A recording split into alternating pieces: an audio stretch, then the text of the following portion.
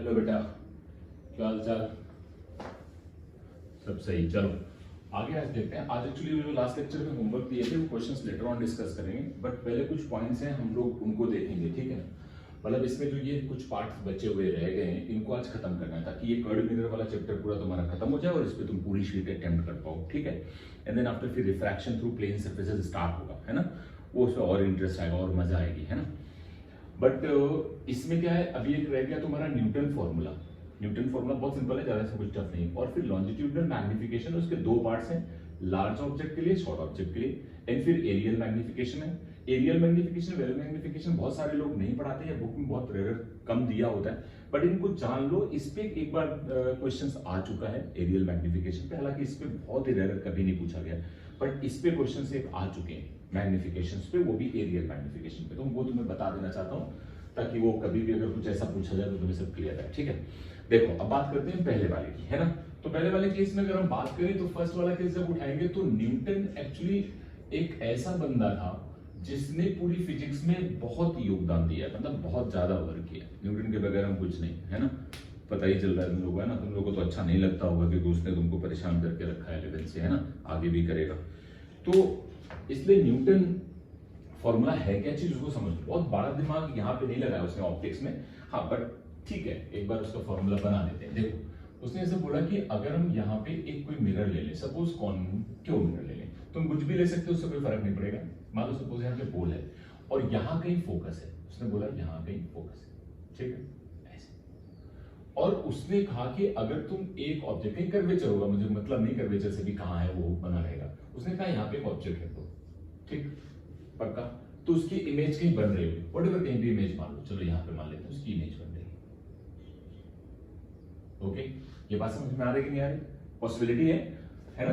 तो आप जरा सोच, ये जो डिस्टेंस है, उसने कहा कि मैं कोई भी डिस्टेंस, प्लीज अंडरस्टैंड करना, उसने कहा मैं कोई भी डिस्टेंस, वैसे हमारे यहाँ तुम मतलब अब जो हम लोग आगे बढ़ चुके हैं, तुम याद करो हम ऑब्जेक्ट की डिस्टेंस कहां से मेजर करते थे? पोल से, वो यू होती थी। उसने कहा मैं ये नहीं करूंगा, मैं क्या करूंगा कि जो ऑब्जेक्ट है उसकी फोकस से डिस्टेंस मानूंगा, सपोज x1, और उसने कहा जो इमेज बन रही है हमारी उसकी मैं डिस्टेंस मानूंगा फोकस से, वो क्या मानूंगा? x2। यहां से कितनी डिस्टेंस मानूंगा? x2। समझ आ रही है मेरी बात? हाँ, ये बात सही है कि तुम्हें इसका फोकस गिवन होगा या कई बार वो निकालने के लिए दिया जाएगा अगर x1 x2 की वैल्यूज दी जाए, बट अभी मैं मान रहा हूं कि फोकस तुम्हें गिवन है, ठीक? तो तू सोच के देख, अब न्यूटन यहां से तो कोई जनरलाइज फॉर्मूला ऐसे लगा नहीं सकता, डायरेक्ट तो बना नहीं सकते, तो थोड़ा बहुत देखना पड़ेगा। तो मुझे बताओ ये डिस्टेंस कितनी है? f के बराबर। तो अगर मैं u लिखूंगा तो u हमारे लिए क्या होगा? x1 प्लस f, क्योंकि हम तो पोल से डिस्टेंस मेजर करते हैं, क्योंकि फॉर्मूला हमारे पास वही है। ये बात सबको समझ में आ रही है नहीं आ रही? अच्छा, v कितना होगा? v होगा तुम्हारा x2 प्लस f, और फोकल लेंथ तुम्हें दी गई है, तो बताओ यहां से 1/u plus 1/v is equal to 1/f। ये फॉर्मूला लगा दोगे, हर एक वैल्यू साइन के साथ पुट करनी है। अगर यहां पे इमेज बन रही तो ये साइन कैसा? नेगेटिव। तो बताओ ये कैसा होगा? नेगेटिव होगा। ये कैसा होगा? नेगेटिव होगा। और इसका फोकस भी कैसा होता है? वो भी नेगेटिव होता है। क्या इन सबकी वैल्यू रख दोगे? जब इन सबकी वैल्यू रखोगे तो जब इनको वैल्यू पुट करने के बाद जब सॉल्व करोगे तो यहां से रिजल्ट आ जाता है x1 into x2 is equal to F square. ये मैं सॉल्व नहीं कर रहा हूं क्योंकि मैं इसमें टाइम वेस्ट नहीं करूंगा, ये तुम्हारा काम है। इसकी वैल्यू पुट करोगे, कैलकुलेशन करोगे तो ये रिजल्ट आएगा, इसमें 1% कोई दिक्कत नहीं। सब क्लियर, समझ में आ रहा है कि नहीं आ रहा है? This is Newton formula. अब इसमें क्या होता है कि अगर मान लो आपसे कह दिया जाए एक ऑब्जेक्ट है, एक इमेज है, और उसकी फोकस से डिस्टेंसेस दी जाए तो फोकल लेंथ निकाल लोगे, है ना? जरूरत नहीं है तुम्हें उसकी ऑब्जेक्ट डिस्टेंस या इमेज डिस्टेंस पोल से देने की, सीधा सिंपल पार्ट है। ओके, ये न्यूटन फॉर्मूला है। चलो अब आगे बढ़ते हैं और बात करते हैं longitudinal magnification for large object. ये वाला पार्ट जरा हम थोड़ा समझते हैं। ये हटा देते हैं, ठीक है? ये भी हटा देते हैं, इसकी कोई जरूरत नहीं है, सबने समझ लिया। बस एक बार न्यूटन फॉर्मूला याद हो, अगर नहीं लिख के आ जाए कुछ ऐसे क्वेश्चंस में आए तो तुम्हें पता तो चले कि भाई न्यूटन फॉर्मूला है क्या। मतलब अगर तुम्हें पता ही नहीं चला कि न्यूटन फॉर्मूला क्या है ना? ये वाला केस देखो, इसमें क्या था कि अगर हम लार्ज ऑब्जेक्ट की बात करेंगे तो तुम मुझे बताओ, अगर मैं यहाँ पे एक ऐसा मिरर मान लूं और ये पोल मान लूं, ठीक है, ये फोकस है, और सपोज मैं कह दूं कि यहाँ कहीं कर्वेचर है, मुझे इसमें कोई दिक्कत नहीं है, ये फोकस, ये कर्वेचर, और इस जगह पे मैं एक ऑब्जेक्ट रखूं, ढंग से समझना प्लीज, है ना। मान लो वो ऑब्जेक्ट मैं यहाँ पे रखूं, उसकी हाइट नहीं है पर उस ऑब्जेक्ट की लेंथ तो है, ये मैंने मान लिया, ठीक है। अब सोचो अगर ये ऑब्जेक्ट है तो उसका एक पॉइंट ये, एक पॉइंट ये, तो अगर मैं इस पॉइंट से डिस्टेंस मेजर करूं तो मैं क्या इसको u2 बोल सकता हूं, बोल से, और अगर ये डिस्टेंस मेजर करूं तो मैं क्या इसको u1 बोल सकता हूं। तो मुझे बताओ अगर मैं ऑब्जेक्ट की लेंथ की बात करूंगा तो लेंथ ऑफ द ऑब्जेक्ट क्या हो जाएगी, this is u2 minus u1। यहां कोई साइन नहीं लगा रहे, बाद में मैं मॉड लगा दूंगा तो मैं समझना ये नेगेटिव है सर, ये नेगेटिव नहीं, लेंथ मेजर कर रहे हैं, है ना, ऑब्जेक्ट की लेंथ, कोई डाउट तो नहीं है। अच्छा तो मुझे बताओ अगर ये तुम्हारा कर्वेचर है और ये फोकस है, सेंटर ऑफ कर्वेचर है, और बाहर ऑब्जेक्ट रखा तो उसकी इमेज कहां बनेगी, उसकी इमेज कुछ ऐसे बन जाएगी। ये बात समझ आ रही कि नहीं आ रही, मैंने मान लिया ये इमेज बन गई, क्लियर है कि नहीं। अच्छा बताओ u1 के करस्पॉन्डिंग अगर ये कर्वेचर यहां था तो ये वाला पॉइंट दूर है, सोचना ये वाला पॉइंट, ये कहां कर्वेचर, तो ये वाला कर्वेचर के नियर अबाउट बनेगा। तो इस डिस्टेंस को और अगर इस डिस्टेंस को यहां से मेजर किया जाए तो देख ये डिस्टेंस कौन से वाले पॉइंट की होगी, ये होगी इस वाले पॉइंट की, तो हम इसको v2 नाम दे रहे हैं, प्लीज कंफ्यूज मत होना। और ये वाला जो पॉइंट है उसकी इमेज ये होगी, क्यों, नियर अबाउट टू कर्वेचर रखा है तो नियर अबाउट टू कर्वेचर ही बनेगा ना यार, इनफिनिटी पे ऑब्जेक्ट रखा था, नियर अबाउट फोकस बनता था, ये बात समझ में आनी चाहिए तुमको, ओके। तो हम ये मान लेंगे कि ये डिस्टेंस कितनी, इससे कोई फर्क नहीं पड़ता है बहुत ज्यादा, बट करस्पॉन्डिंग वैल्यू मान लेते हैं कि भाई अगर तुम u1 का केस लगाओगे तो उसके लिए v1 आएगा और u2 का केस लगाओगे तो उसके लिए v2 आएगा। सिंपल बात समझ में आ रही है, u1 के लिए v1 और u2 के लिए v2। तो बताओ अगर मैं ये देखा जाए तो ये क्या बन रही है, इमेज, ये क्या था, ऑब्जेक्ट, बात समझ में, दिस इज ऑब्जेक्ट और ये पूरी की पूरी क्या है, इमेज है। तो बताओ लेंथ ऑफ इमेज क्या होगी, लेंथ ऑफ इमेज अगर यहाँ पे ध्यान दो तो उसको मैं v1 माइनस v2 लिख सकता हूं। लेंथ है यार, ये लेंथ इससे घटा दिया तो पॉजिटिव ही बचेगा ना, उसमें कोई दिक्कत नहीं है, बिल्कुल सिंपल बात समझ, कोई साइन कन्वेंशन यहाँ पे नहीं डालेंगे, ओके। याद करो मैग्निफिकेशन का सिंपल फॉर्मूला होता क्या था, मैग्निफिकेशन जो होता है वो हमेशा याद रखना, मैग्निफिकेशन कौन सा मैग्निफिकेशन, लॉन्जिट्यूडनल, तो उसको ml लिख देते हैं। Longitudinal magnification is equal to size of image upon size of object. Size of image है क्या, v1 minus v2 divided by u2 minus u1, ये सिंपल है। और अगर तुम्हें इसमें जरा सा भी कोई दिक्कत लग रही हो तो भाई मैंने इसके ऊपर सीधे सीधे मॉड लगा देना, कोई टेंशन मत लेना, क्योंकि कुछ लोग साइन कन्वेंशन में परेशान रहते हैं कि ये क्या लिख दिया, वो क्या लिख दिया, तो ये तुम्हें समझना है, क्लियर समझ में आ रहा है, ये सिंपल लॉजिक है। कई बार इसको ऐसे लिखा जाता है, बुक में हो सकता है ऐसे लिखा हो, delta v upon delta u और इसके ऊपर मॉड लगाओ, इसमें कोई दिक्कत नहीं, क्योंकि हमें ये मैग्निफिकेशन जो निकालना है भाई हमने इसका मॉड ले लिया क्योंकि लेंथ की बात कर रहे हैं, है ना, और उसके बाद ये चेक कर लेंगे कि नेगेटिव आएगा कि पॉजिटिव आएगा, वो अलग बात है, बट बात तुम्हें समझ में आ रही कि नहीं आ रही, हम ऐसे लिख सकते हैं कि नहीं लिख सकते, इससे मैग्नीट्यूड, ओके, कोई इसमें डाउट तो नहीं है। एक छोटा सा एग्जांपल दे रहा हूं उसमें तुम उसको घर पे करते रहना, ठीक है। देखो कैसे, अगर मैं तुमसे बोलूं कि एक ये ऑब्जेक्ट है, इसकी फोकल लेंथ f है, यहां कर्वेचर है, ये एग्जांपल है तुम्हारे लिए, घर से करना है, ठीक है, और यहां पे एक ऑब्जेक्ट रखा है ये, जिसकी लेंथ जो है f/3 है, ये गिवन है तुम्हें, ओके, पक्का। तो आपको क्या निकालना है, find out length of image,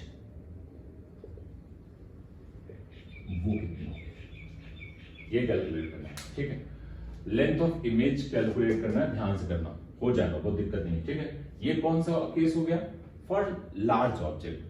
अगर मैं शॉर्ट ऑब्जेक्ट की बात करूंगा, तुम देखना जरा, अगर मैं दूसरा केस बनाऊं और बोलूं कि ऑब्जेक्ट जो है वो शॉर्ट ऑब्जेक्ट है,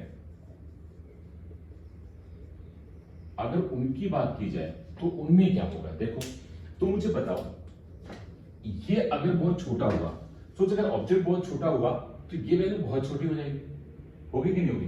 तो रियलिटी में अगर मैं मैग्निफिकेशन की बात करूं ml, तो उस केस में बेसिकली वो जो टर्म बनेगा, क्या वो dv/du बन जाएगा, dv/du क्यों, देख अगर शॉर्ट ऑब्जेक्ट है तो ये नंबर बहुत छोटा हो जाएगा, तो उसका ये भी तो बहुत छोटा हो जाएगा, यानी अगर शॉर्ट ऑब्जेक्ट हुआ तो dv बहुत स्मॉल हुआ, और dv बहुत स्मॉल हुआ तो du भी बहुत स्मॉल होगा, मतलब du बहुत स्मॉल है तो dv बहुत स्मॉल है, सिंपल बात है। यार अब ये हम कैसे कैलकुलेट करें, देखो हमें यही तो कैलकुलेट करना है, और ये कैलकुलेट करने का देखो यार पहले एक बात अच्छे से समझ लेना, मैग्निफिकेशन का सिंपल लॉजिक होता है size of image upon size of object. अगर ऑब्जेक्ट की साइज छोटी है तो उसके इमेज की साइज भी छोटी बनेगी, डिपेंड करेगा कि वो कहां पे बन रहा है ना। लेकिन अगर मैं इस तरह से जैसे मैंने ये केस दिखाया, तो यहाँ पे अगर ऑब्जेक्ट साइज छोटा है तो इमेज साइज भी बहुत छोटा बनेगा। तो मैंने मान लिया कि ये दोनों का डिफरेंस बहुत कम होगा, इन दोनों का डिफरेंस भी बहुत कम होगा। छोटे का मतलब ये मिलीमीटर्स वगैरह में होते हैं, और भी कम इवन दैट, है ना। तो उस केस में मुझे ये चाहिए, ठीक है ना। तो आप मुझे बताओ, हमारे पास एक फॉर्मूला है, वो तुम पढ़ चुके हो अगर तुम्हें याद हो तो। वो फॉर्मूला है 1/f is equal to 1/u plus 1/v। क्या इसको मैं टाइम के रिस्पेक्ट में, सॉरी u के रिस्पेक्ट में डिफरेंशिएट कर सकता हूं? देख ये तो नंबर है कांस्टेंट, इसको u में करो या t में करो हमेशा जीरो आएगा यार, समझ आना चाहिए। इसको डिफरेंशिएट करो u में, तो ये हो गया जीरो। इसको u के रिस्पेक्ट में करोगे, this quantity is equal to d by du of u की power -1 plus d by du of v की पावर -1। अंडरस्टैंड हो रहा कि नहीं हो रहा? यानी ये हो गया जीरो, और इसको करोगे तो -1 बाहर आ जाएगा और एक -1 हो जाएगा, और u ये है तो उसका दोबारा डिफरेंशिएशन 1 हो जाएगा। यानी ये लिखा जा सकता है u की पावर -2, और इसका ये माइनस बाहर आया, और यहां क्या लिखोगे v की power -2 into dv by dt, क्योंकि एक बार और कर दिया मैंने यार, ये बात सबको समझ आनी चाहिए। ओके, अब देखो इतना तो दिमाग लगा लो, है ना। ये इंटू में है, ओके। अब देखो ये माइनस और ये नीचे चला जाएगा, ये भी नीचे चला जाएगा, तो क्या लिखोगे 0 is equal to -1/u square -1/v square into dv, sorry this is known as du। u के रिस्पेक्ट में कर रहे हो ना, समझ आ रहा है कि t थोड़ी ना होगा, क्लियर है कि नहीं। अब देख ये होगा तुम्हारा dv बाई du, ओके। अब इसको इधर ले आओ और इसको ऊपर ले आओ, तो ये हो जाएगा -v square by u square is equal to dv by du। और देख यही था तुम्हारे पास, समझ आया कि नहीं यार। तो सोच, longitudinal magnification is equal to dv by du is equal to -v square by u square, and this quantity is equal to -nt square. बेटा याद रख लेना, ये है तुम्हारा लॉन्जिट्यूडनल मैग्निफिकेशन। ये रिलेशन हो जाता है लॉन्जिट्यूडनल मैग्निफिकेशन और ट्रांसवर्स मैग्निफिकेशन में। तो कई बार इस पे ही क्वेश्चंस बनते हैं, बहुत अच्छे क्वेश्चंस बनते हैं, शीट में है भी, तुम करोगे तो उसमें तुम्हें दिखेंगे ये क्वेश्चंस। ओके, तो ये तुम्हें लॉन्जिट्यूडनल मैग्निफिकेशन के बारे में मैंने बता दिया, इस तरह का लॉन्जिट्यूडनल मैग्निफिकेशन होता है, इसको कैसे डील किया जाता है, क्या इसमें चीजें आती हैं, वो सारी तुमको मैंने बता दी। ओके, चलो आगे बढ़ जाते हैं जल्दी से।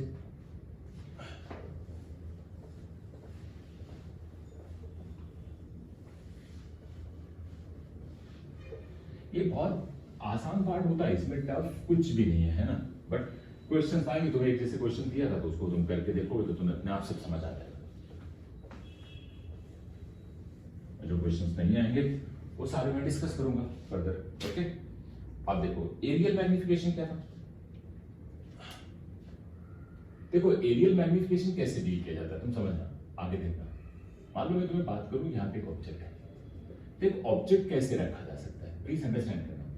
मान लो ये प्रिंसिपल एक्सिस थी, और प्रिंसिपल एक्सिस पे एक ऑब्जेक्ट मैं ऐसे रख देता हूं। मैं थोड़ा डायग्राम बनाऊंगा, तुम थोड़ा ध्यान देना इस डायग्राम पे, इज इंपॉर्टेंट। अगर ये पार्ट तुम्हें समझ आ गया डायग्राम का, 3D विजन थोड़ा सा तुम्हें समझना होगा। देखिए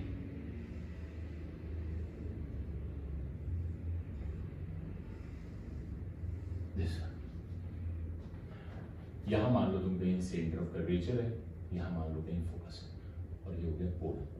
ओके, देखो ये है ऑब्जेक्ट, ये एक प्रिंसिपल एक्सिस पे रखा हुआ ऑब्जेक्ट है, और आई थिंक तुम्हें ये बात समझ आ रही होगी। अगर इसको तुम थोड़ा अच्छे से समझो तो हम ऐसे कह सकते हैं कि अगर मैं तुम्हें एक रुको एक मिनट समझाता हूं।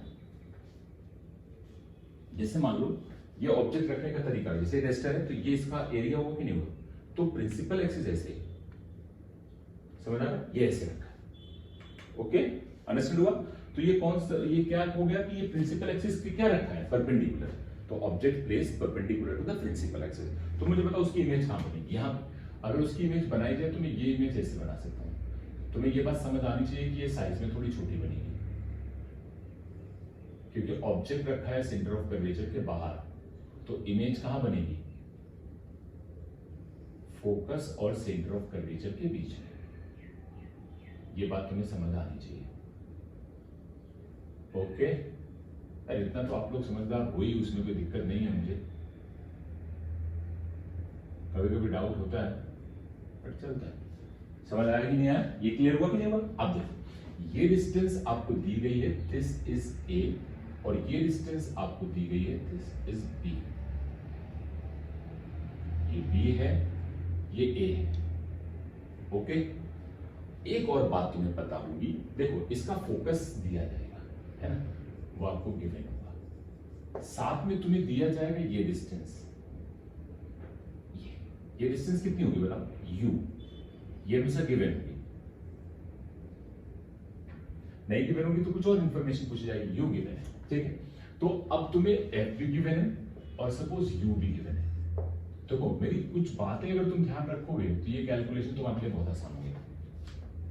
तो मुझे बताओ, अगर मैं तुमसे बोलूं कि ये मान लो बोर्ड का प्लेन है, प्लीज अंडरस्टैंड, ठीक है। मिरर सपोज कहीं वहां रखा है और प्रिंसिपल एक्सिस ऐसे आ रहा है, ठीक, प्लीज अंडरस्टैंड करना।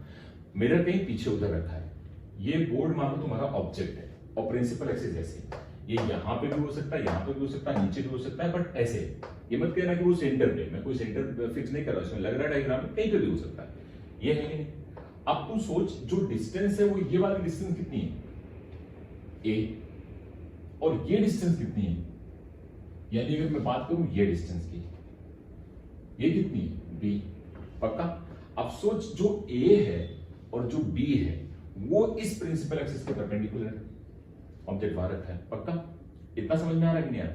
अब तुम सोचो, अगर तुम एक ऐसा डायग्राम बनाओ जिसमें ये बना हो तुम्हारा बी और ये बना हो ए, वो यहां पे, और प्रिंसिपल एक्सिस है ये, समझ आ रहा है? तो सोच, एक प्रिंसिपल एक्सिस पे ये ऑब्जेक्ट अगर देखा जाए, ये वाला ऑब्जेक्ट प्रिंसिपल एक्सिस ये परपेंडिकुलर डिस्टेंस ले रहा है कि नहीं ले रहा? तो सोच, इस ऑब्जेक्ट की इस लेंथ का अगर मैं देखूं तो क्या मैं बी को परपेंडिकुलर मान लूंगा? क्या वो प्रिंसिपल एक्सिस पे जो हाइट अटेंड करा वो परपेंडिकुलर है? तो क्या इसमें कौन सा मैग्निफिकेशन लगेगा? Transverse magnification.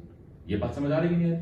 और ये थोड़ी देर के लिए ऐसा सोचो कि अगर तुम प्रिंसिपल एक्सिस को यहां शिफ्ट कर लो तो ज्यादा बेटर समझ आएगा, मतलब तुम्हें लगेगा हाँ ये सही है। देखो ये, तो सोच, अगर ढंग से ध्यान दे तो ये डिस्टेंस कितनी है?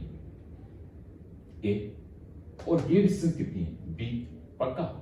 ये प्लेन है ना, तो सोचो इस प्रिंसिपल एक्सिस से ये दोनों परपेंडिकुलर है ना, तो बी वाले ऑब्जेक्ट के लिए जो u है वही तो u ए वाले ऑब्जेक्ट के लिए है ना यार। ये a और b तो इसी प्लेन में बने हैं, इधर वहां कहीं इसके परपेंडिकुलर डिस्टेंस आओगे तो सोच, अगर तू वहां से चलता हुआ यहां पहुंच जाएगा तो बताओ ये जो b वाला ऑब्जेक्ट है उसके लिए u कितना होगा? वो गिवन है, वही u तो a के लिए भी होगा ना, क्योंकि a भी तो इसी प्लेन में है, और पोल से इस प्लेन की डिस्टेंस कितनी है? u। उसमें कोई डाउट नहीं होना चाहिए, बहुत सिंपल पार्ट है। ये क्लियर समझ में आ रहा है? अच्छा, अब सोच, यहां पे जो ये इमेज बन रही उसके लिए भी तो ये डिस्टेंस v होगी ना। v मैं बाद में कैलकुलेट कर लूंगा, उसमें कोई दिक्कत नहीं, बट v तुम्हारा काम है कैलकुलेट करना। इन दोनों को यूज करके 1/f is equal to 1/u plus 1/v, यहां से क्या फाइंड कर लोगे? v। एक तो ये तरीका है। दूसरा एक तरीका और है, प्लीज ध्यान समझना। अगर तुम v फाइंड नहीं करना चाहते हो तो तुम mt डायरेक्ट निकाल लोगे, वो मैंने तुम्हें सिखाया है, याद करिए, डायरेक्ट निकाला। v निकालने की जरूरत अगर नहीं है तो कोई दिक्कत है, मुझे कोई जरूरत नहीं। तुम्हें u गिवन था, f गिवन था, क्या तुमने mt निकाल लिया? पक्का? आप सोच, ढंग से प्लीज ध्यान देना। तो मुझे बताओ, अगर मैं यहां पे ऐसे प्रिंसिपल एक्सिस है सपोज, तो ये डिस्टेंस तुम मान लो a है, थोड़ा समझना, टाइम लगेगा बट तुम्हें समझ आ जाएगा। ये डिस्टेंस a है, ये ऑब्जेक्ट डिस्टेंस है ना। सोच, इसकी इमेज कहीं यहां बन रही होगी तो उसके लिए भी तो ये डिस्टेंस a डैश होगी ना। तो मैं इसको क्या मान सकता हूं? a डैश, और इसको क्या मान सकता हूं? b dash. अंडरस्टैंड हुआ कि नहीं हुआ? सोच, दोनों के लिए, ये ऑब्जेक्ट के लिए और इस ऑब्जेक्ट के लिए, ये जो b तुमने माना है, इन दोनों ऑब्जेक्ट के लिए u सेम है। पक्का? अंडरस्टैंड हुआ? आप सोचो, जो इसकी इमेज कहीं बन रही है, suppose this is a dash and this is b dash, तो उसके लिए सोच v सेम है, v क्यों? ये अगर यहां से देखो तो ये जब तुम यहां पहुंचो, ये थोड़ा ऐसे समझोगे तो ज्यादा बेटर लग रहा है, ये समझ आया? तो सोच ये इधर आया, दिस इज ए, और ये आया क्या, b। तो सोच दोनों के लिए, a के लिए मतलब सॉरी b के लिए और a के लिए v तो सेम है ना। अच्छा यहां देखो, ये डिस्टेंस कौन सी है, a, और ये डिस्टेंस कौन सी है, b। उन दोनों के लिए u सेम है ना। तो क्या मुझे बताओ, अगर v और u, a और b दोनों के लिए सेम है, बात समझना, तो क्या दोनों के मैग्निफिकेशन सेम होंगे? अंडरस्टैंड करना। तो हम लिख सकते हैं mt इज इक्वल टू, इसको डैश लिखना, a डैश अपॉन a, और वही mt is equal to b dash upon b।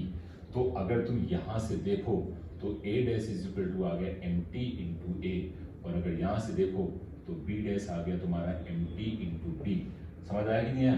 तो सोच एरिया ऑफ इमेज क्या हुआ, is equal to a dash into b dash, that means mt का square into a into b। यार इन दोनों को मल्टीप्लाई कर दो, स्क्वायर हो जाएगा, ये आ जाएगा। अब देख एरिया ऑफ ऑब्जेक्ट क्या आ गया, अगर हम ऑब्जेक्ट की बात करें, this is equal to a into b। तो सोच अगर ये दोनों वैल्यूज तुमने कैलकुलेट कर ली हैं, तो बताओ मैग्निफिकेशन कौन सा, areal. This is equal to area of image upon area of object. मैंने पहले भी पढ़ाया तुमको कि अगर मैग्निफिकेशन निकालना है तो size of image upon size of object. Area of image कितना है, mt square into a into b divided by a into b। ये पूरा कैंसिल आउट हो गया, which is equal to mt का होल स्क्वायर। यानी कि मैं कह सकता हूं कि मैग्निफिकेशन कौन सा, areal, this is equal to mt का whole square. This is also relation between this one.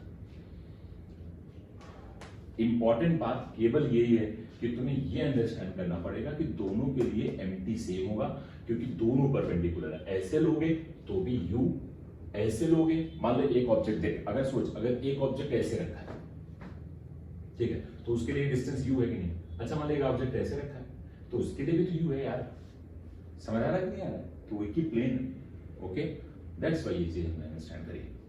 समझ आ गया? कोई डाउट नहीं है, बिल्कुल आसान बात है। ओके चलो जल्दी खत्म करते हैं इसको। ये क्लियर हुआ, और आगे बढ़ते हैं।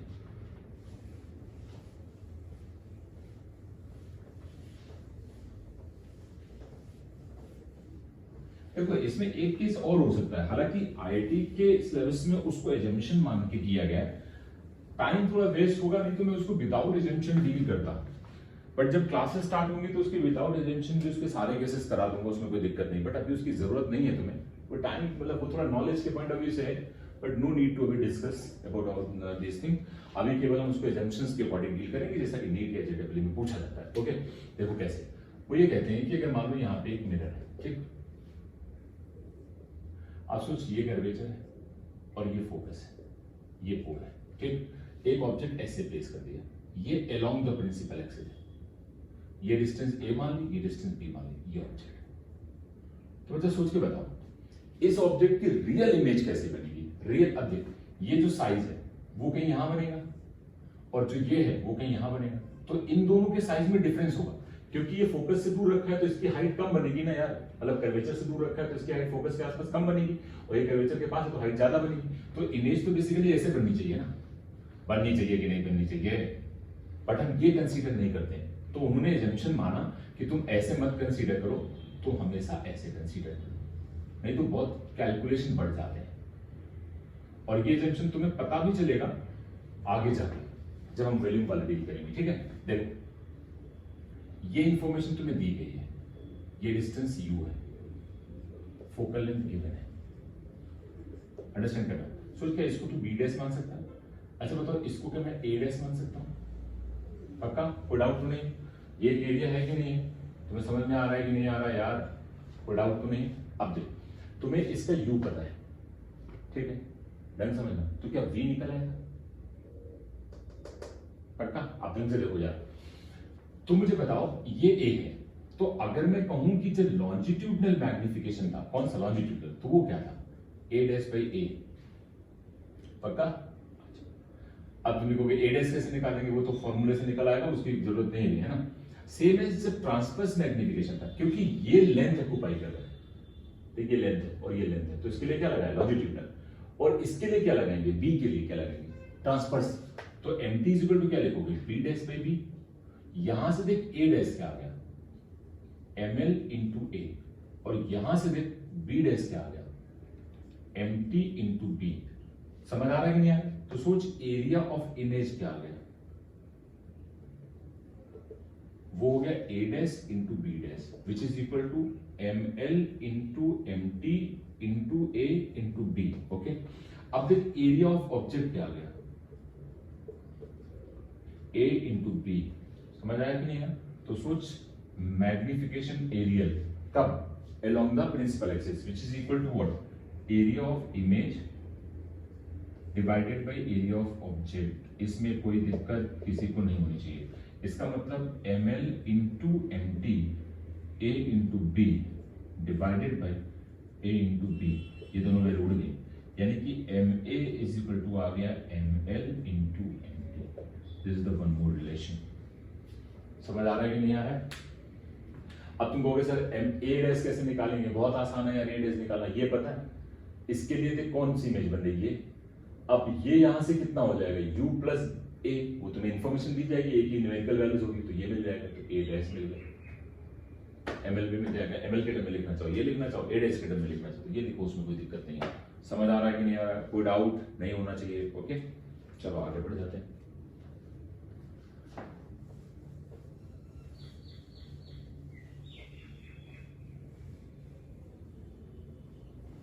देखो अब एक और छोटा सा पार्ट देख लेते हैं वैल्यूम वाला, उसमें भी कोई बड़ी चीज नहीं है, तो तुमको बहुत आसानी से समझ में आएगा। देखो बल्कि मैं तो क्यूबर्ट मान लेता हूं, क्यूब भी नहीं मानता हूं, ठीक है। देखो अगर मैं तुमसे कहूं कि यहां पे एक ऑब्जेक्ट रखा है लाइक दिस,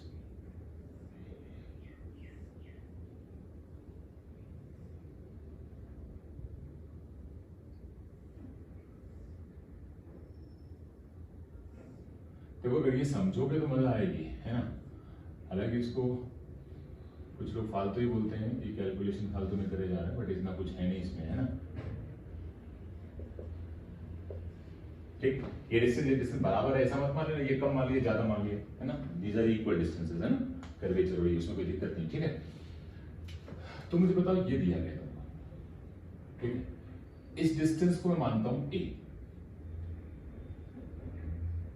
ये डिस्टेंस को मैं मानता हूं बी,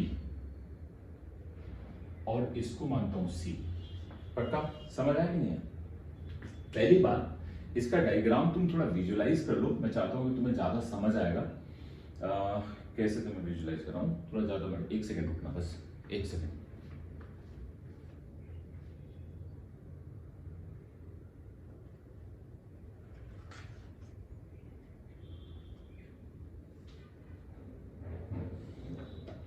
देखो इससे तुम्हें समझ आ जाएगा कैसे यूटिलाइज करते हैं, तुम थोड़ा ध्यान देना, तुम्हें मजा आएगा। देखो अगर ये प्रिंसिपल एक्सिस है, ढंग से समझना, दिख रहा है ना ये, ओके ऐसे रखा है, ये बल्कि इसको पीछे बनाया तो ये ऐसे रखा है, तुम्हें ज्यादा समझ आएगा। प्रिंसिपल एक्सिस तुम्हें दिख रही है ना, ये प्रिंसिपल एक्सिस है, ये वाली, ओके ये देखो ऐसे, समझ आया कि नहीं? अब सोच ये डिस्टेंस क्या है, ये वाली इस प्रिंसिपल एक्सिस के परपेंडिकुलर है। साथ में देख, अगर तू ढंग से देख, मैं थोड़ा घुमा रहा हूं तो तुम्हें समझ आ जाएगा, ये डिस्टेंस भी क्या है, परपेंडिकुलर। देख अगर ये प्रिंसिपल एक्सिस है तो ये डिस्टेंस भी तो परपेंडिकुलर है, और ये भी परपेंडिकुलर है, पक्का ना।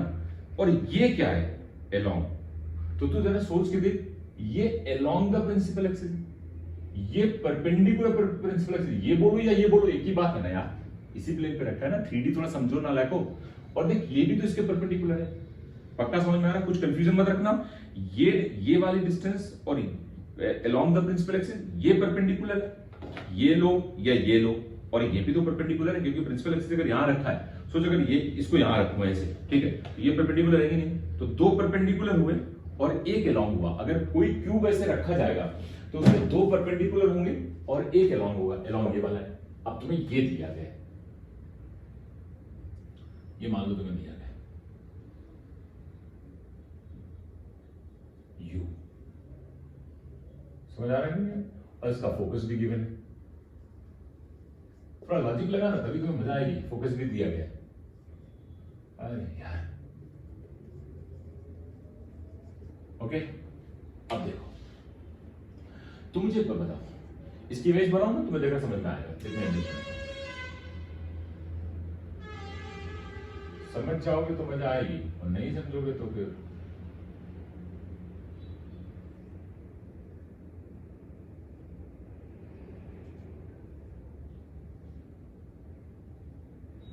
एकदम समझ आ रहा होगा। सोच, अगर उधर रखा है तो आगे बनेगा ना। अरे ये तुम्हें दिख रहा होगा, नालायकी मत करो। देख ये क्या हो गया, ये जो पॉइंट बना ना इसको मैं ए डैश मान रहा हूं, है ना, और जो ये पॉइंट बना ना इसको मैं बी डैश मान रहा हूं, और जो ये पॉइंट बना ना इसको मैं सी डैश मान रहा हूं। इसको भी तुम सी डैश मान सकते हो, ये तो एक ही आइडिया है ना, इसे सी डैश। सो जैसे ये सी है तो क्या ये भी सी होगा ना यार, इतना तो समझ ही जाते हो ना, इसमें कोई दिक्कत नहीं है, पक्का कोई डाउट नहीं है। तुम्हें यू दिया गया, फोकल लेंथ दी गई है, तो तुम्हें ये सब डिस्टेंसेस के वी मिल जाएंगे, ठीक।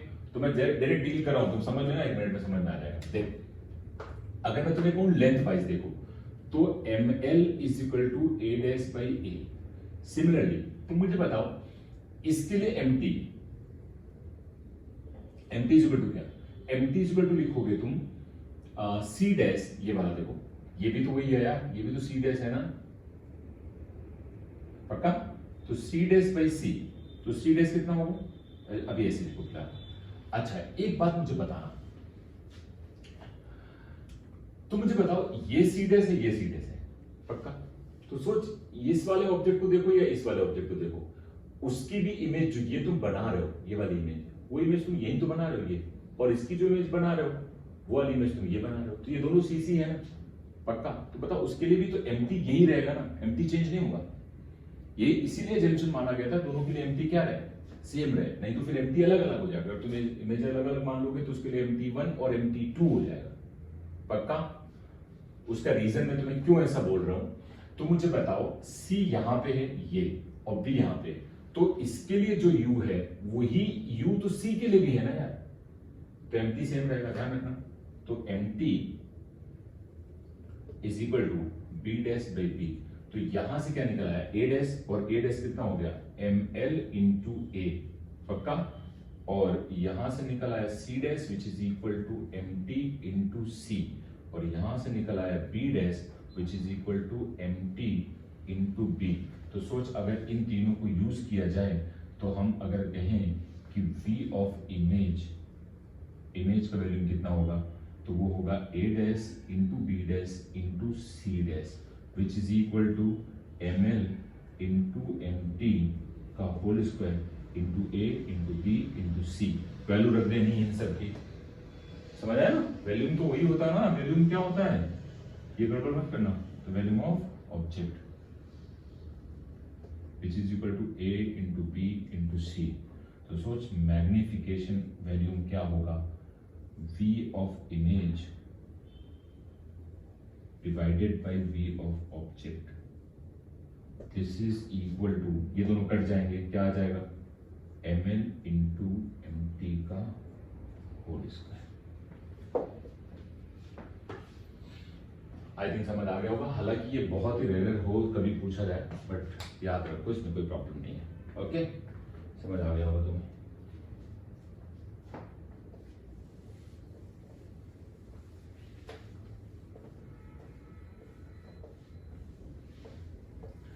देखो अब कुछ चीजें ऐसी हैं जिनको मैं थोड़ा बहुत तुम्हें और बता देता हूँ, तुम चाहो तो उनको भी कर दो। इसमें भी हम लोग रोटेट करके कई चीजें कर लेते हैं, जैसे रोटेशन ऑफ मिरर, हालांकि इसकी जरूरत नहीं है ना, मतलब अगर तुम देखना चाहते हो तो देख लो, मैं उसमें ज्यादा कुछ करूंगा नहीं। सोच, अगर ये मिरर है, ठीक है, और सपोज यहाँ पे एक ऑब्जेक्ट रखा है, ये पोल है, और तुम यहाँ पे एक ऑब्जेक्ट रखा, ये, ठीक है, बस यहाँ पे कहीं कर्वेचर है, वो सब अलग बात है, ठीक है। ऑब्जेक्ट डिस्टेंस तुम्हें दी गई, फोकस दिया है, और ऑब्जेक्ट डिस्टेंस यू, ओके।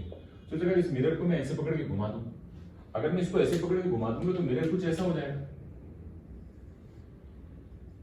ये नया मिरर हो। तो सोच, अगर मिरर घुमा तो उसकी प्रिंसिपल एक्सिस भी तो घूम जाएगी, सिंपल लॉजिक। कितने डिग्री तुमने घुमा दिया मिरर, थीटा, अगर ये थीटा घुमाया तो ये भी तो थीटा हुआ। अब सोच, इससे इस पे परपेंडिकुलर डाल दो, ये 90, सोच ये थीटा है, ये 90 है, ये परपेंडिकुलर है, ये हाइपोटेन्यूज वर्क नहीं हुआ, ये वाला हाइपोटेन्यूज हुआ ना, इसके रिस्पेक्ट में देखो ना, तो सोच ये डिस्टेंस कितनी,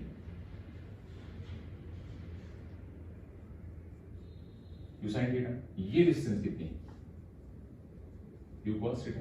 हो गया क्वेश्चन।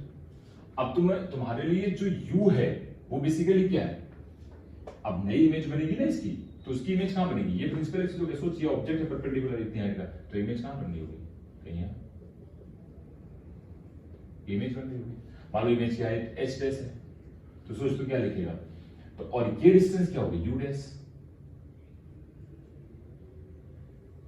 ये समझ आया, और ये डिस्टेंस क्या होगी, v डैश। ओके, क्लियर है कि नहीं है? तो फॉर्मूले में क्या डालोगे, जरा देखो, 1 upon u dash plus 1 upon v dash is equal to 1 upon f। Focal length तो कभी चेंज होती नहीं। देख u डैश कितना हो गया, minus u cos theta, v dash तुम्हें फाइंड करना है, ओके, और फोकस तुम्हें गिवन है। इस फॉर्मूले वैल्यू पुट करो, आ जाएगा। और दूसरा mt क्या होगा, minus v dash by u dash और is equal to h dash by h, value put करो, आ जाएगा। रोटेशन ऑफ मिरर का केस है, कुछ ज्यादा बड़ी चीज नहीं है, बहुत आसान है, ठीक है। ओके, कोई इसमें डाउट नहीं, किसी भी तरह का कोई प्रॉब्लम नहीं है, तो थोड़ा ध्यान रखना है। ओके, जल्दी से एक मिनट देख लो।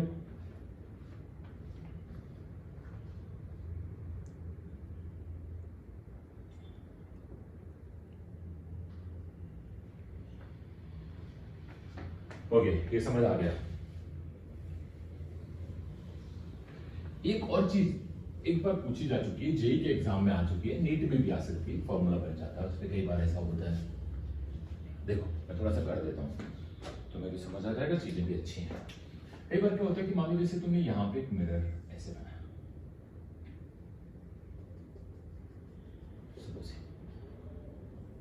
ये प्रिंसिपल एक्सिस है, प्लीज अंडरस्टैंड करना, बहुत जरूरी है ये। ओके, हो गया।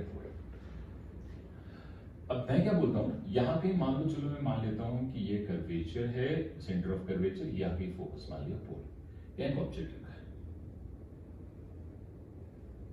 और ऑब्जेक्ट डिस्टेंस तुम्हें पता है, गिवन। ओके, अब हुआ ये कि इस मिरर को हमने यहां से कट कर लिया, कैंची से कट नहीं होता, बट समझने के लिए कि हाँ यहां से कट किया गया, ठीक है। मिरर कैंची से तो भी नहीं कट होता है, तो कट कर लिया, जिससे भी कट होता है ना। बट इसको ऐसे कट करने के बाद इसको इस वर्टिकल लाइन पे शिफ्ट किया गया, प्लीज अंडरस्टैंड करना, ये वर्टिकल लाइन है, और इस वाले पार्ट को उठा के मैंने यहां लगा दिया।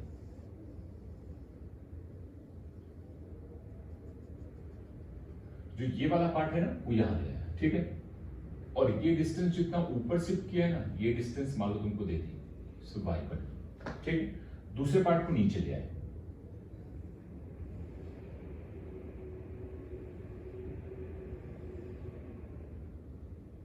दूसरे पार्ट को यहां लगा दिया, और ये जो डिस्टेंस है इसको नाम दिया y2।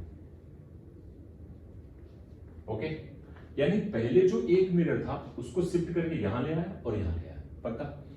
पहला क्वेश्चन तो मेरा यही होगा कि अब तुम बताओ इस ऑब्जेक्ट की कितनी नंबर ऑफ इमेजेस बनेंगी, पहला क्वेश्चन तो ये, ठीक। और फिर ये निकालना है कि अगर मान लो 2 इमेजेस बनी, हालांकि मैंने आंसर ही बता दिया, 2 इमेजेस जो बनेगी, 2 इमेजेस बनेगी, एक इससे और एक इससे शिफ्ट करना तुमने, ठीक है। उन 2 इमेजेस के बीच की डिस्टेंस क्या होगी, डिस्टेंस निकालना, मैग्नीट्यूड की बात हो रही है, साइन कन्वेंशन की बातें नहीं हो रही यहाँ पे, ठीक है। तो इसको कैसे डील करोगे, जल्दी से समझना, मैं तुम्हें बताता हूँ, ठीक है। देखो इसको करने का एक तरीका है, जब भी कभी ऐसा, हालांकि मैं तो ये तुम्हें कैलकुलेशन करने के लिए समझा रहा हूँ, बाकी तुम्हें तो फाइनली बाद में फॉर्मूला ही याद रखना है और उसी में वैल्यू पुट कर देनी है, ठीक है। पर सोचो अगर इसको हम सॉल्व करेंगे तो कैसे करेंगे, सोचो अगर प्रिंसिपल एक्सिस के ऊपर से मैं ऐसे कैंची चलाऊं ये, और प्रिंसिपल एक्सिस को आधा आधा कट कर लूं, तो मैं समझाने के लिए ऐसा बता रहा हूं, रियलिटी में ऐसा होता नहीं कि प्रिंसिपल एक्सिस दिखती थोड़ी ना किसी को। तो अगर ऐसे कट करो, एज्यूम करो, और वो प्रिंसिपल एक्सिस मैं एक आधी प्रिंसिपल एक्सिस इसके साथ ऊपर शिफ्ट कर दूं और आधी प्रिंसिपल एक्सिस इसके साथ नीचे शिफ्ट कर दूं, प्लीज अंडरस्टैंड करना। तो सोच अगर ये एक मिरर माना जाए तो उसका अगर प्रिंसिपल एक्सिस ये माना जाए प्लीज, तो सोच ये ऑब्जेक्ट उस पे नीचे की तरफ रखा है लाइक दिस, और उसकी हाइट तुम्हें दी है y1। पक्का? सिमिलरली ये अगर प्रिंसिपल एक्सिस मानी जाए तो ये ऑब्जेक्ट ऐसा लगेगा कि इसके ऊपर रखा है और ये हाइट है इसकी y2। देख, एक ये ऑब्जेक्ट अगर मान लेगा तूने शिफ्टिंग की, तो ये ऑब्जेक्ट की इससे डिस्टेंस कितनी है पोल से u, इस ऑब्जेक्ट की भी इससे डिस्टेंस कितनी है u। ये बात समझ आनी चाहिए, कोई डाउट नहीं है। पक्का? तो सोच इसकी इमेज कहीं यहां बन रही होगी। आप सोच अगर ये कॉन्केव मिरर है, ऊपर की तरफ ऑब्जेक्ट रखा है और कर्वेचर से इधर था, तो इसकी इमेज कहीं यहां बनेगी। ध्यान देना, यहां से नीचे, क्योंकि ये प्रिंसिपल एक्सिस मान रहे हो ना, यानी वो इमेज कहीं यहां इस जगह, इसको मैंने माना I2। और सोच, और उसके लिए V सेम रहेगा, क्योंकि दोनों के लिए U सेम है, फोकल लेंथ सेम है, नालायकों तो V तो सेम रहेगा ना, तो वो बनेगी कुछ यहां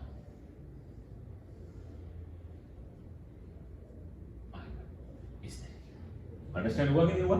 लेकिन दोनों एक ही लाइन में, तो ये जो डिस्टेंस है यहां से, वो डिस्टेंस यहां से कितनी हो जाएगी? V। अब देख, तुझे अगर F गिवन है, ठीक है, तो 1/f is equal to 1/u plus 1/v, ये वाला फॉर्मूला लगा के क्या निकालोगे? v, और v निकल आया तो सब काम हो गया।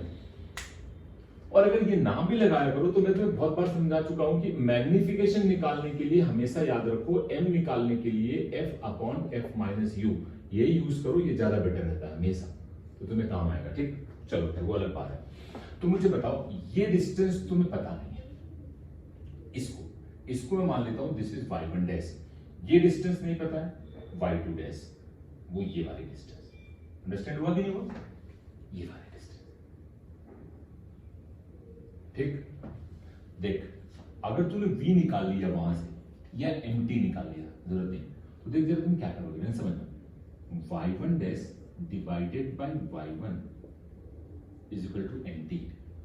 Similarly y2 dash upon y2 is equal to mt, और दोनों के लिए mt सेम क्यों है? क्योंकि दोनों के लिए u और दोनों के लिए v सेम है। आप जरा ढंग से समझना।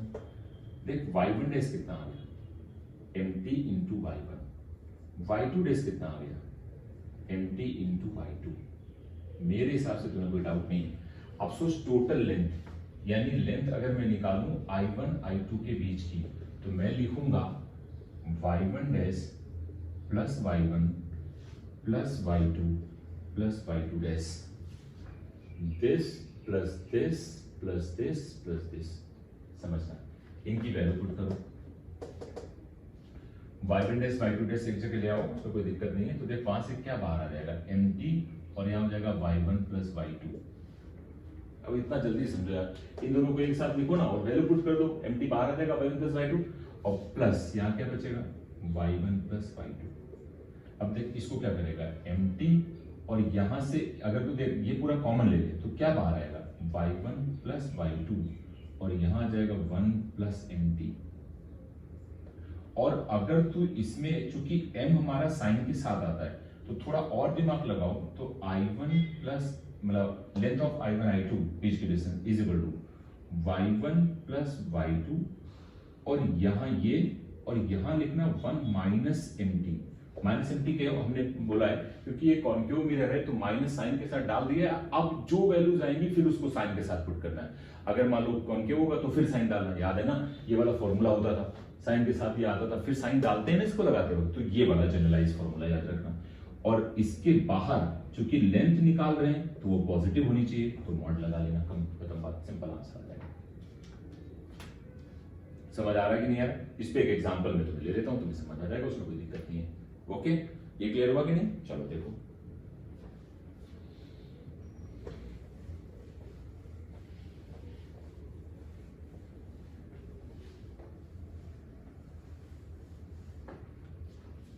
तुम खुद ही समझ जाओगे, मुझे उसमें कोई दिक्कत नहीं है। मैं दो केस डील कर लेता हूं, तुम्हें ज्यादा मजा आएगी। ठीक है, देखो, अगर मैं बोलूं कि यहां पे ऑब्जेक्ट है, ठीक है, और बल्कि रुको, यहां मान लीजिए, ठीक, focal length f is equal to 10 centimetre, ठीक है, और ये डिस्टेंस मैंने मान ली 5 है, 5 सेंटीमीटर, पक्का?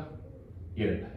उसके बाद इस मिरर को कट किया जाता है, और कट करने के बाद इसको शिफ्ट कर दिया जाता है, एक पार्ट यहां आ जाता है, ये डिस्टेंस मैंने मान ली 4 सेंटीमीटर, ओके, और एक पार्ट को यहां शिफ्ट कर दिया जाता है, समझ आया?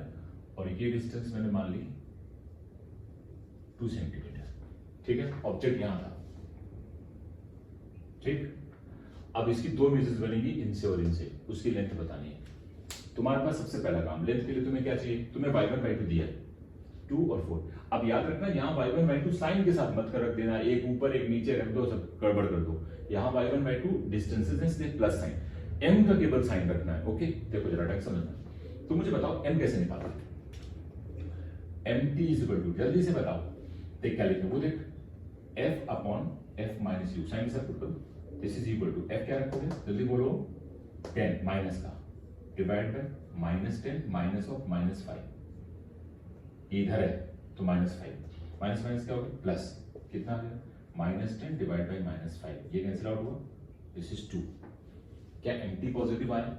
और अगर तुम्हारे पास थोड़ा दिमाग है, नालायको, है ना, वैसे तुम लगाते कम हो, एंटी पता पॉजिटिव क्यों आ रहा है, तो सोच रहे, ये जो ऑब्जेक्ट रखा है वो फोकस और पोल के बीच में रखा है, तो इमेज पीछे बन रही होगी, और अगर इमेज पीछे बन रही होगी तो उसका m कैसा होगा, पॉजिटिव, क्योंकि वर्चुअल है, खत्म कहानी। देखो अब इतना तुमने कैलकुलेट किया, बस पूरा थोड़ी ना तुम्हें कैलकुलेट करना है, तो लेंथ कैसे निकालनी, length of i1 i2 is equal to, देख यहाँ पे क्या लिखेगा, 2 + 4, वो ये आ गया, प्लस, और यहाँ पे 1 माइनस, और ये क्या है 2, साइन के साथ 2 है, प्लस है तो प्लस ही रखना, और पूरे के बाहर क्या लगाया मॉड, देखिए 1 - 2 कितना हो गया, -1, और ये कितना हो गया 6, -6 हुआ, मॉड लगा तो क्या हो गया पॉजिटिव।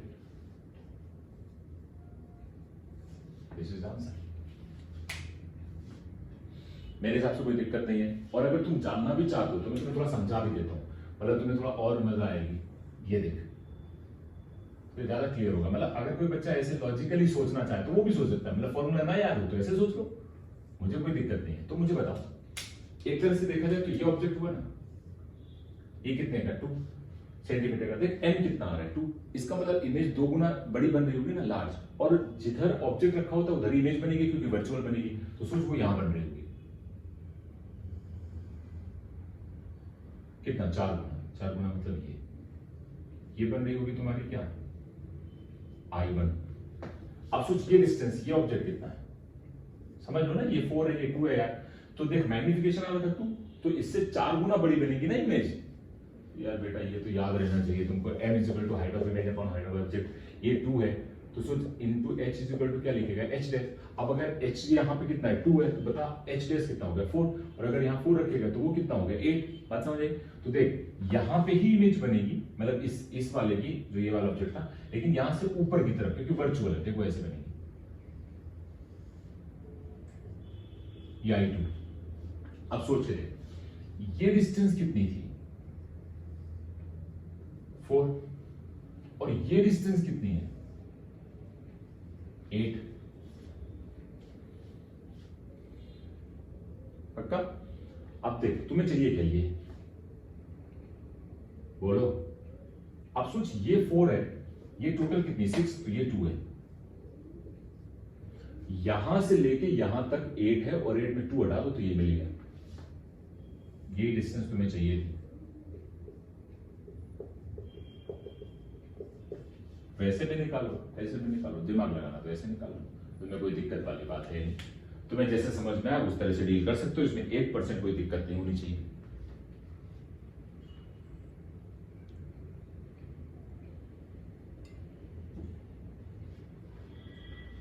आई थिंक समझ आ गया होगा,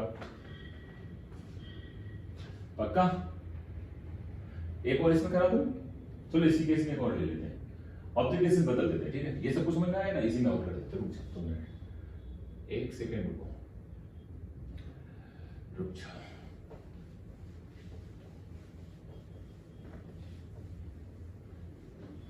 देखो ये सब तुम्हारे ऊपर डिपेंड करता है, तुम इसको कितना इजीली हैंडल कर सकते हो, उसमें कोई दिक्कत वाली बात है नहीं।